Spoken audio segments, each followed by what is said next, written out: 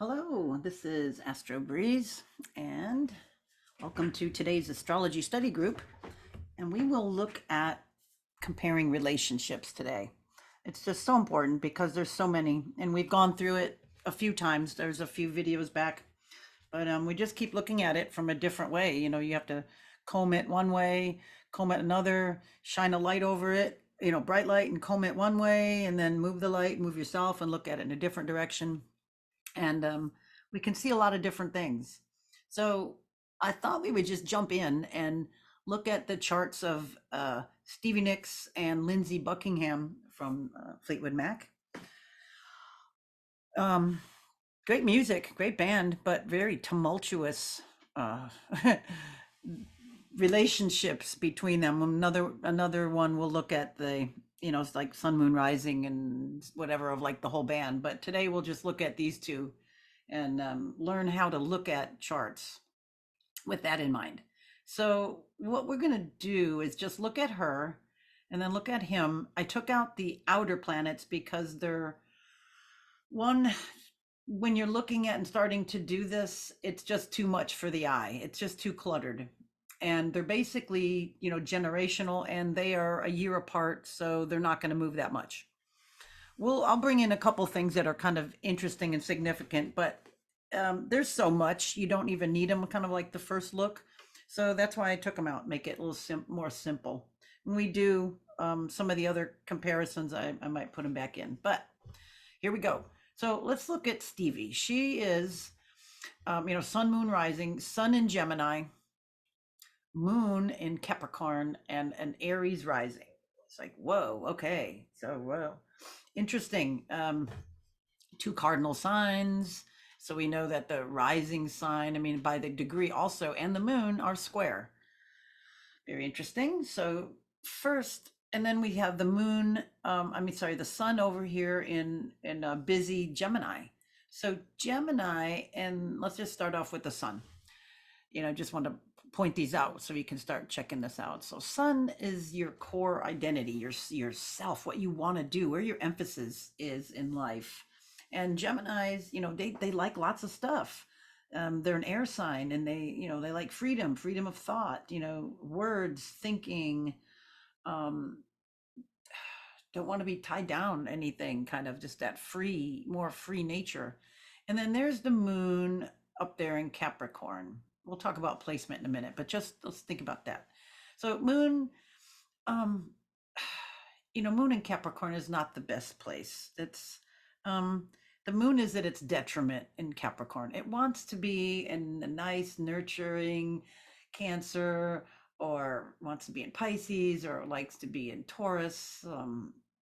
So there's some nicer places for the moon, but it has to be in its opposite place where it likes to be. It's in um it's in the Capricorn area, the austerity and discipline and authority and rules. And she's got the natural overlay of the natural way it's overlaid. We look at the first house, over there on the far left side at like 9 o'clock, as we always look at this when we just do a natural chart as Aries right there. Even though it's 18 degrees, it's all even, and there's there's no intercepted houses. They're all on every cusp all the way around. So she's got the natural house outlay, so it just kind of rolls better um, for her for certain things, because Aries wants to be on the cusp of the first house. Taurus wants to be on the cusp of the second house. That's its house. It owns it. So that's all the way around. And there's a blessing with that. Although it's interesting to have Aries ascendants, but that's another story. So she's got that. And then the moon is in Capricorn, in the Capricorn house, in the 10th house. So she wants to be noticed. She wants to be looked at. She wants to be in the spotlight. She wants, somehow to shine. Moon in the 10th house, it's reflecting the light of the sun. It's not as powerful as sun in the 10th house, but it is in another way because it's reflecting the sun. All right. Let's see. I I just kind of got caught in a little bit of thing there. So it's a little bit of wide. It's like 10 degrees wide or just barely there. So it's kind of a it's just it's it, it's air and earth. So it's, it wants to be, um it's that it's close to that 150-degree angle. It's like 140. Let's see. I got, sorry, I got distracted here. So anyway, they're in conjunct. So that's the first problem inside her head. That's the first little nattering. Something's not right. She wants this freedom of mind, but yet she feels this emotional coldness or austerity or um, rules, authority, coldness. So it's like kind of an emotional shut off there a little bit. Um, so there's the first little voice in the head going yeah yeah yeah yeah, and then we have the rising sign of Aries. And there's that go getter. There's that aggressiveness, that creativity, that drive. That authority. Um, and that's in a nice aspect to the sun. So her sun and her rising sign get along. They're the same polarity. They're a sextile, not totally by degree, but by element. And it's like, they're both outward, positive, masculine, reaching out signs, go getter. So sun in the rising, they have that outward congruency of movement. It's a very masculine energy. She's kind of a very masculine feminine person. She, when we look at all her, we compare all the masculine feminines, which we'll do in a second. She's 5 to 3, 5 masculine planets, at least in these inner ones, the sun, the moon, and the 5 inner planets, and the 3 feminine ones. So a little bit of a go-getter. Okay, so those get along, but then we have the problem with the sun and the moon and the rising and the moon. So we already talked about the sun and the moon are in conjunct, but not totally by degree, but it's a wide one, but it's still there. And then we have the rising in the moon are square. And that's a pretty tight square. It's a 3 degrees. One's at 15 and one's at 18. So, and then her moon is conjunct the midheaven, of course. Okay, so that's square. So we've got this, the rising sign, who she is, when she's under stress, when she's under pressure or something, she's bossy and arrogant and rude and offensive. Got that, that martial Aries energy. Um, and then the moon has got that cold, calm, collected. So she could be a real bitch. She could be nasty and seething. You can see that energy, aggression. And when you're ascendant, that's when it speaks, when you're under the fight or flight, when you're stressed. So that would probably be a lot of time because I don't think her life was very chill. And we look at her and Lindsey, we'll see how they trigger each other. So she would probably always be really kind of resorting to her Aries. We'd see it a lot more. Um, her moon is her habits every day. So she wants to be doing something toward her profession, wants to work toward her goals, wants to have that work ethic, um, wants to be regimented there. It's cardinal signs, can take action. And then over, just like we'll look at her over in her 7th house of Libra, which is opposite, that's where she has others, that's where Libra is. So she's got, in others, she's also kind of bossy, but in a Libra way. Libra's kind of manipulative, and we'll see how her and Lindsey play on each other because he's a Libra sun.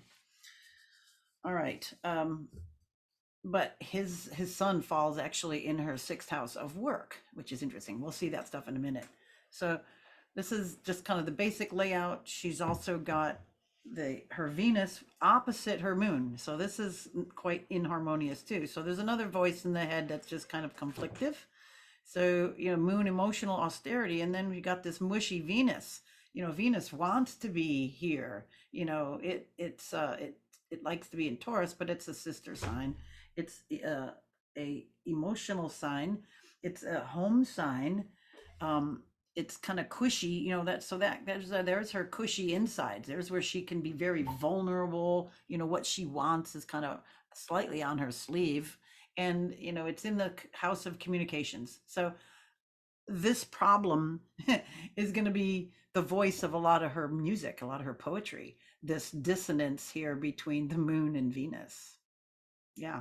And we, it's well within orb. We allow, 6-ish degree orb, and it's, 5-ish there, less than that. Okay. So that's that. That's one, hard thing. And then we've got Mars over here in Virgo, and then that's a wide inconjunct over to the ascendant, but it's still an inconjunct. So it's kind of like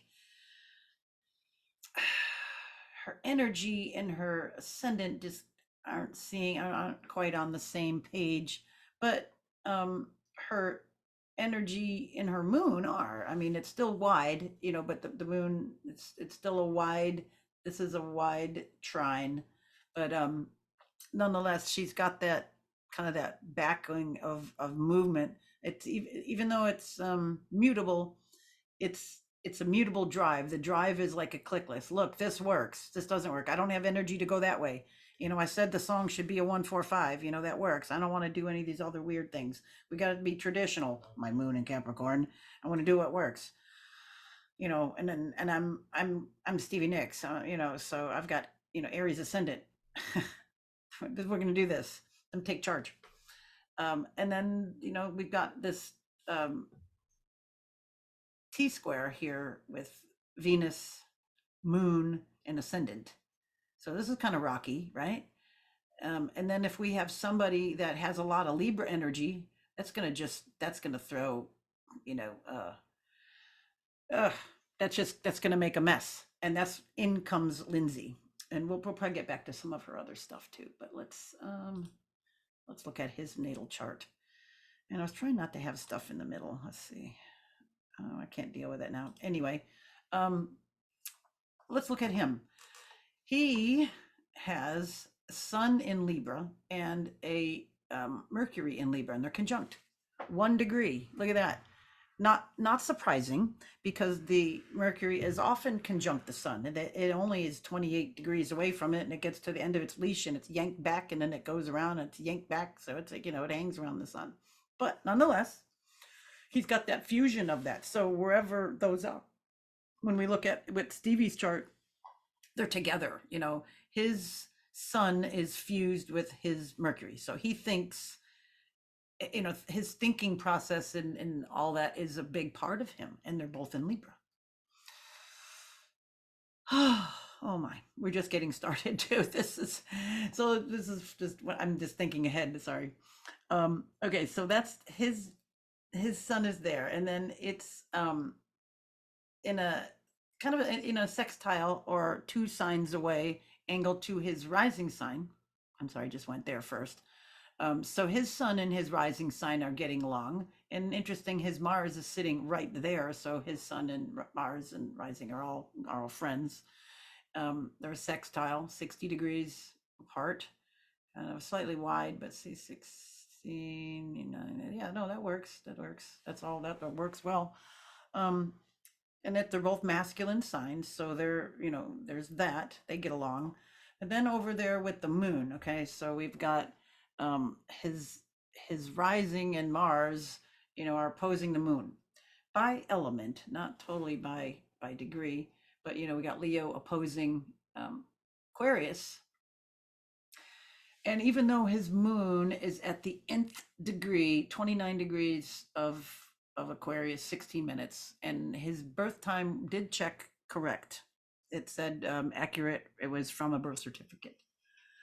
But that's very close. So he's really, really, really, really, really wanting to be a Pisces moon. And he really kind of reflects a lot of that, because it's sort of moving into that sign. Anything at those late degrees are critical degrees and are all wishy-washy anyway.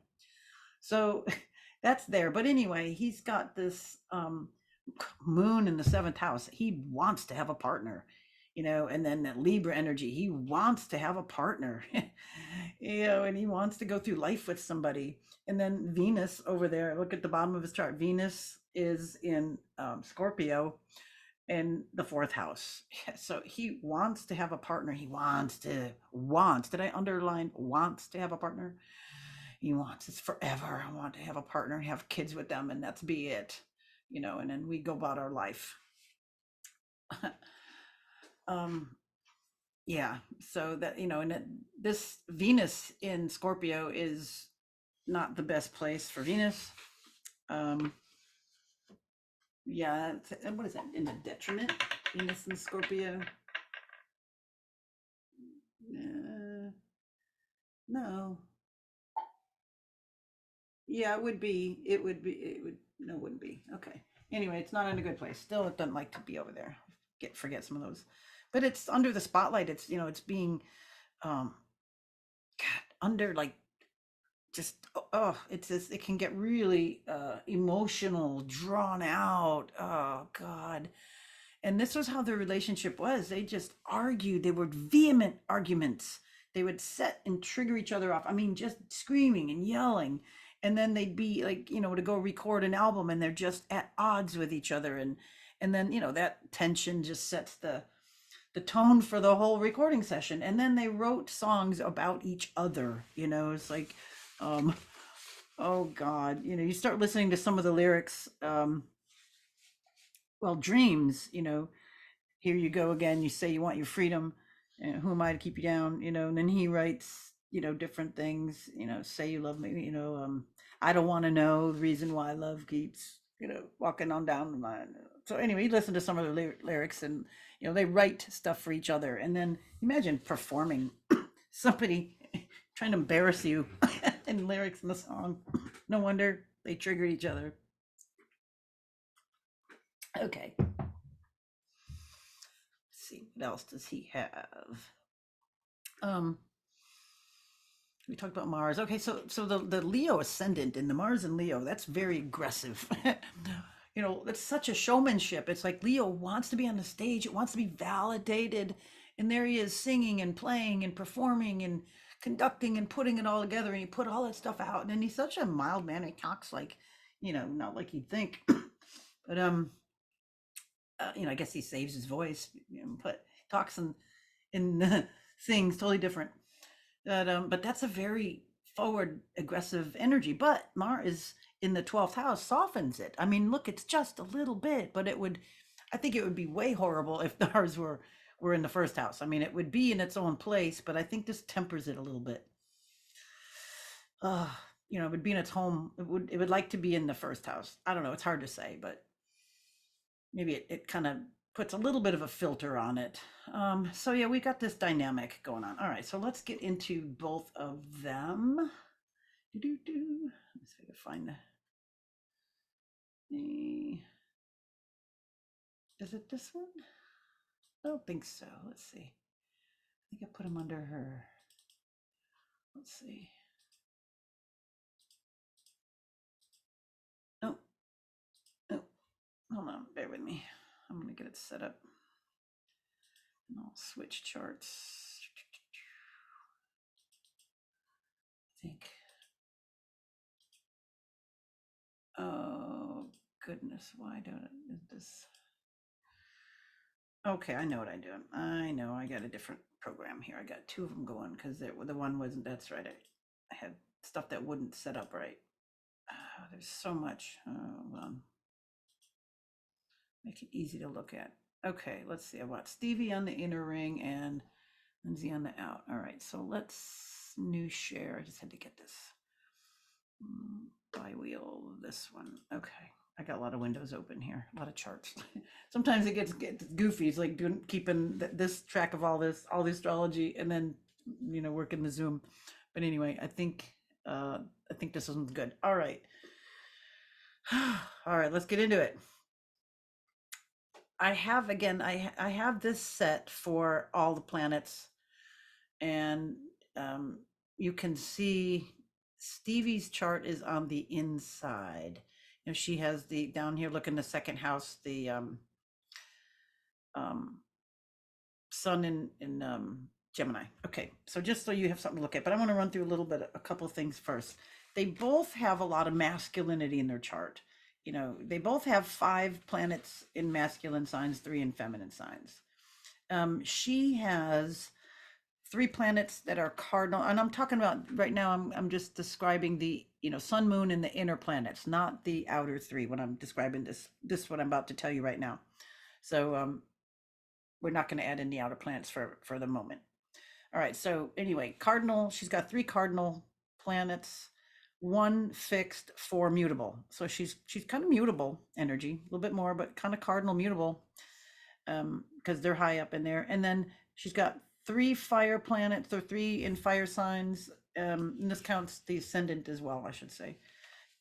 2 in earth signs, 2 in air signs, 1 in water. So she's a little bit more fiery, a little bit more mutable. And if we had to kind of put that together, that would be a little bit like Sag. It's like the shiny object syndrome. I want to go over there. I don't want to be tied down. Da, da, da, da. Yeah. Most of her planets, as we already said, were below, but a lot of them were on the left side of her chart as well. So she's got a lot below, except the moon and what was it, Jupiter up on top, and then a lot on the left side, in her chart, which is more emphasis on her, right? And then she'd like to kind of, it's interesting, with most of them below, she's a supporting member of a band. She's, even though she had a solo career, she's a supporting member, and she was a supporting member right away. But she has that moon in the 10th house. So don't forget about that. That's that yearning for having people look at me, light of the sun. I have my own talents. Okay. Um, Gosh, there's so much. I'm trying to lay it out kind of easily. Her moon is in detriment. We said that. Interesting. Her Saturn is in detriment, but yet her Mercury is in its sign of its ruler, and her Jupiter's in a ruler. Jupiter in Sag, and then she has Mercury, Gemini, Mercury in Gemini. So Saturn in Leo, not real happy place. It's a detriment, so there's some funky Saturn stuff. So we're going to see some more together. And then her moon, stressed. So they're already stressed natally. And then Lindsey, the sun is in its fall, not happy being in Libra. And then Jupiter's in its fall. He has his Jupiter in Capricorn, not happy there. But what do we see when we put them together? One thing that I like to do, I like to do one person and then the other one, one to one and one to the other. But let's just start one at a time. So she is on the inside, he's on the outside. So let's go around and look at what's planets are conjuncting, if there's any conjunctions.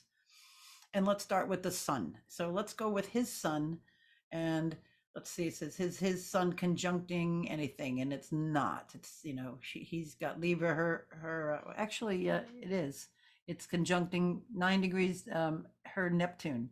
So if we were to go with that, it's like his sun is giving her imagination and her dreams a reality.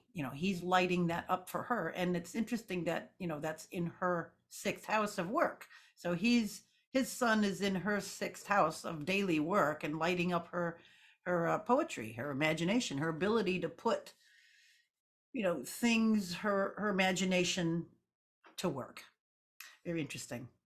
And then his Mercury too, it's like it would be conjuncting that as well. 10 degrees, 10 degrees. It's even more so, helping her find a voice for that, putting music to her words, right there. Okay. Then let's go to the moon. So let's go to, where is his moon? It's way over here in the 11th house, in her 11th. Yeah, well, be her 11th house of Aquarius. And that's interesting because, the Aquarius rules the 11th house, and his moon is in Aquarius. So his moon fits nice in her 11th house, so a lot of friends, or they'll have helpful friends, or, so there's their bandmates, band members. All right. So anyway, it's not conjuncting anything there. She has nothing at 29 degrees. Okay, so let's go look at Mercury. We already said that, and it was, making a conjunction here over to her Neptune. Let's look at her Venus. I mean, his Venus in her chart. So his Venus, not making any aspects to anything. How about his Mars down here over in the 5th house area? Okay, this gets a little interesting down here. His Mars at 16 degrees is right kind of between her Pluto and her Saturn, but it's 16 degrees, and it's like applying conjunction to her Saturn. his Mars to her Saturn, his aggression to her austerity, and look at both of them are in Leo, so it's like there's this part of this battle right here, in her fifth house of creations. Oh, don't do it that way. You shouldn't do it that way. You should do it this way. I don't want to do it that way. You should do it this way. Why do we always have to do it your way? I don't want to, we don't always have to do it. Listen, I just want to do it where we all get along. No, you don't. You're manipulating me. I'm just imagining what this type of conversation argument would be like, between these two signs in these two areas. So pardon me. And, it's making aspect to, first of all, the Saturn, that's the big thing, but then also to Pluto, it's over here in the mix. And they're one thing, they're all malefics, all three malefics. And look at his Pluto is right here as well, because his Mars conjuncts his Pluto. Um, it's in this mix. I took it out in the original one to show you, and it's right on his ascendant, so his Pluto and Mars are, right there. His ascendant was 43 and his Pluto is 41. So anyway, all of the malefics, look, a bunch of them all bunched up together. No wonder, no wonder. So we could see, I don't know how many already. We got some little push pulls, some kind of yucky things, or where there would be combative, where there would be tension, and fire signs argue and fight and yell and scream and roar. So they're both roaring, it's like she's defending and he's attacking, or she's standing up for something and he's trying to not to, or he's insisting, or she's not budging on something that should, or there's all the combinations of the stuff, all the stuff back and forth. So anyway, there's a big hot spot here, and luckily it's in red. It's funny, it's in red. Okay, there's some other interesting things too. Let's look at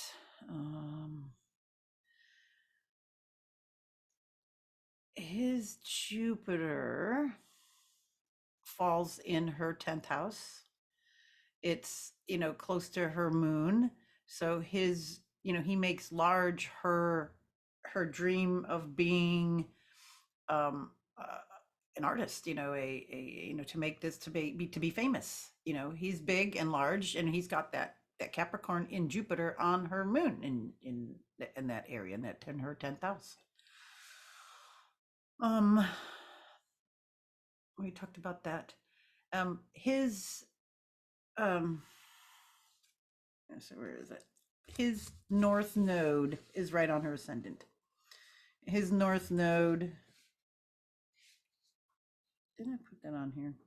Yeah, 16 Aries, right? And her ascendant is 18 Aries. So his destiny, his karma, he's where he's going to is, is bolder, is taking on something like that. And look at it's right on having to deal with this type of person. So, there's a, something he's moving to karmically. And then again, it would be the antithesis of that would be, getting away from that, from that other side, that servitude, Libra in Virgo. I mean, I'm sorry, South Node in the Virgo house in Libra. There we go. I was gonna say it. So that's just kind of like mushed in that energy.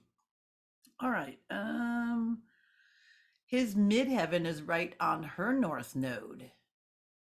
Or sorry, when we look at the other way around, her north node is on his midheaven, in which we can do that the other way around. We can see it better. Okay, so let's do that. Let's see. I'm gonna have to switch it for you too. Hold on. What? Let me get another one for you.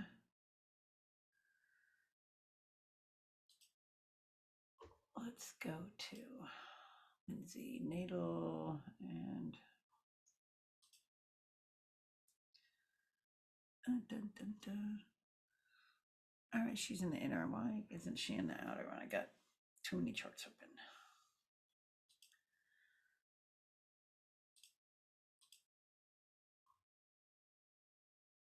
All right, hold on 1 second.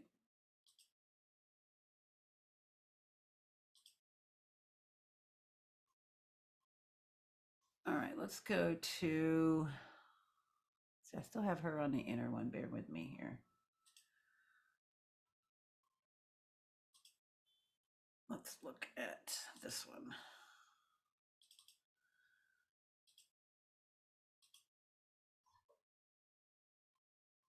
Sorry, take a drink of water or something. Let me get this. All right, let's go look at.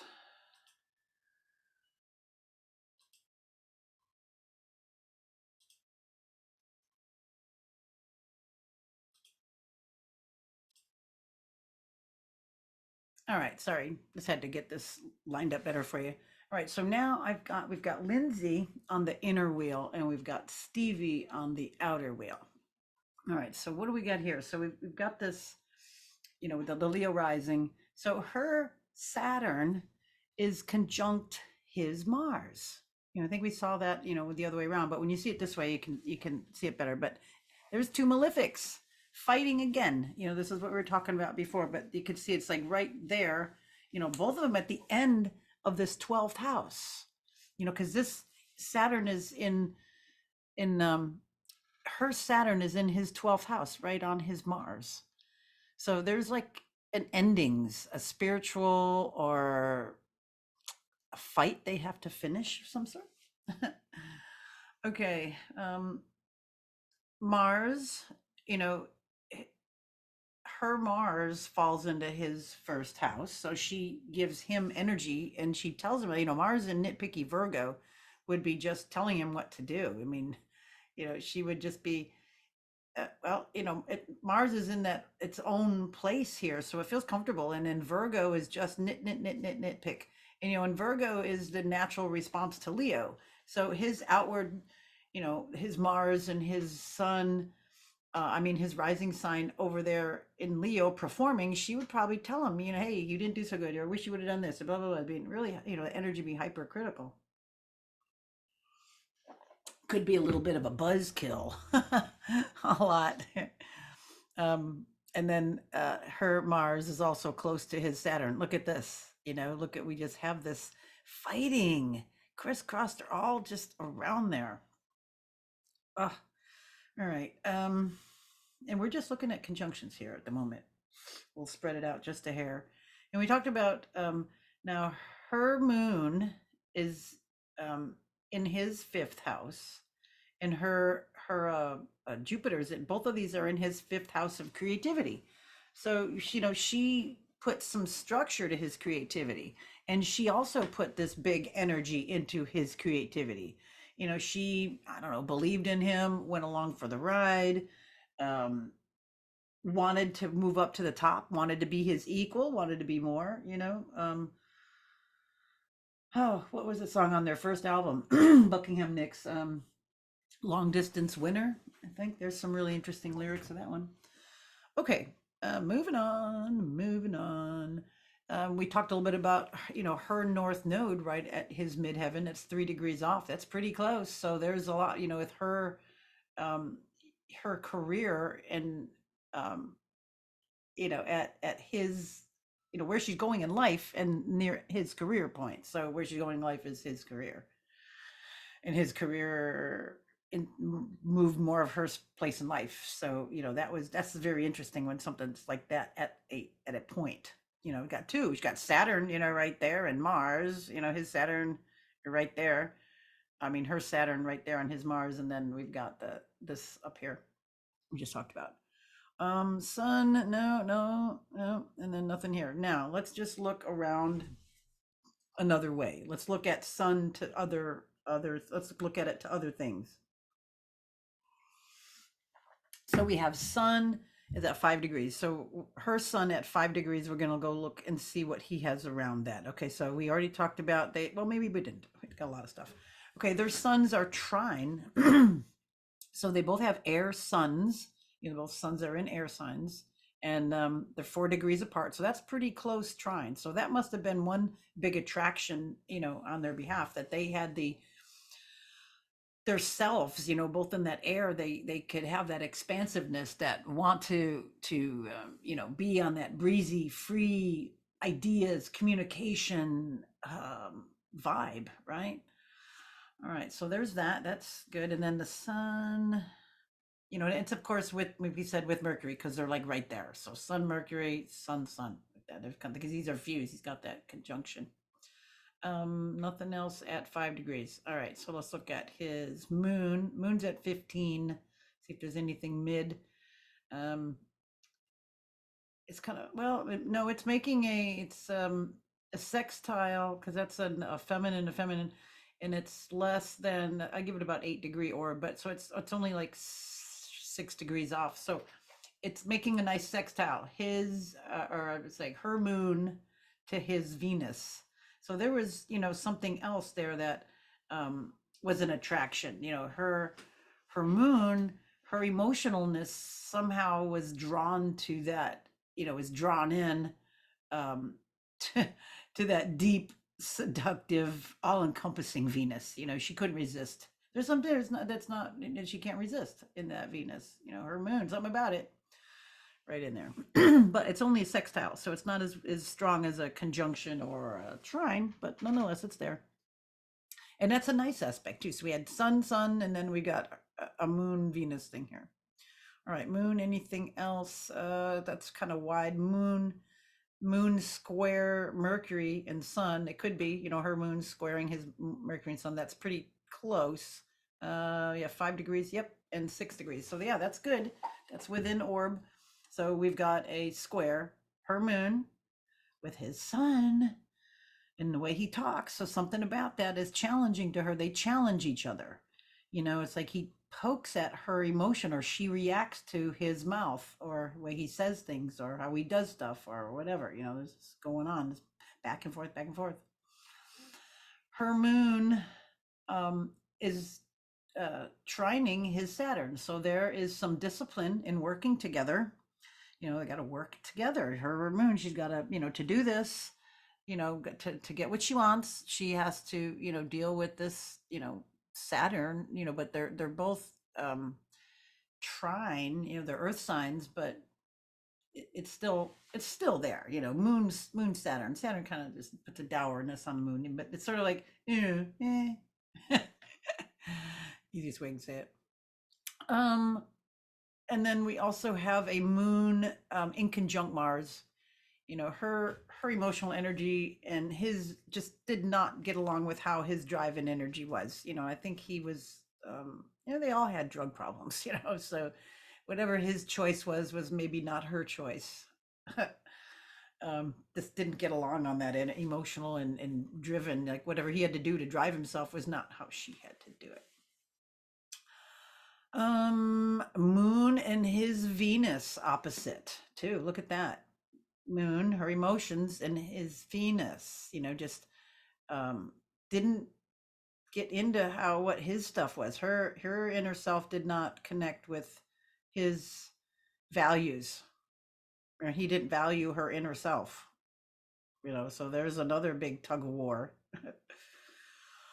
Let's see, 1525. It's kind of far out of orb on that. Oh, okay, moon. Let's look at his Venus with other things. So his Venus and does not get along. Or I'm sorry, her Venus does not get along with his Mars. They're next to each other. They don't have much. So there's something odd there. But then we have, yeah. See, and then his Mars and her Venus aren't coordinating either. So they're not congruent either way.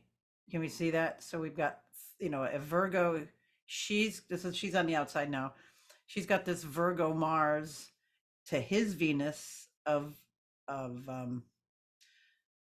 Scorpio, and it's not a very good mix. So we've got a mutable to fixed, and then we've got an earth to a water. So we've got an incongruency with these two. They're not on the same page there. And then this way, we have, they're next to each other. One's in Cancer, in the very next sign is Leo. So they're in conjunct that way, semi-sextile. Just, male, one's, masculine, one's feminine, one's fire, one's water, one's fixed, one's cardinal. So there's a bunch of incongruencies there. You know, you're female, male sides of each other. Male and male aren't getting along, and then the female. We do have a wide trine, you know, but they're not an orb. 21 degrees Scorpio. It's a water sign too. Her Venus at 10 degrees Cancer, but they're not together by orb, but still by energy. That's like, okay, well, a little bit. You know, both your feminine signs are at least in water. Okay, so we can go on and on and on. I think we've done a lot of this, so we can see how layers are. One other thing I wanted to share with you. See, like we found here that her sun is in his 10th house. You know, so we can see how we affect each other this way.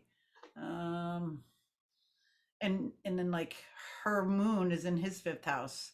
You know, her Venus and Mercury are in his 11th house of friends. You know, so we go back and forth. I think we did this. So this is a few ways you can comb these energies. You know, we can then bring in some more planets. um you know, with her, uh you know, she has, you know, they complete certain things with each other. You know, like I said, the T square, you know, she had that cardinal T square, and then he has that Libra that fits right in and makes a grand square. So it just made her T square worse, kind of, you know, or it gave it some more things to oppose to, if you can think about it that way. Okay, I know we get astro babbly, and there's, you know, again, a lot, and we'll probably revisit some of this, but we can see how looking at some of this stuff might have saved a lot of problems, or may have given everybody a clue or cue, or them a clue and a cue to how their energies interact, and may have saved a whole bunch of screaming. You know, they could save the screaming for singing.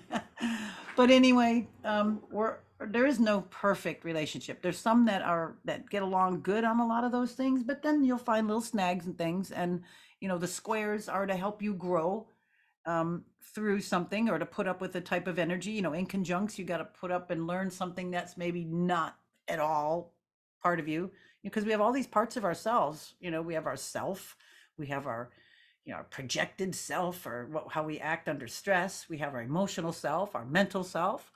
We have our energetic self. We have what our value and money and what we like self. We have our expansive self, where we want to grow. We have our contractive self, where we need to curb and rule stuff. You know, those are just some overlays. So very interesting, very interesting. All right, more to follow. Thank you for listening, and talk to you next time. Bye for now.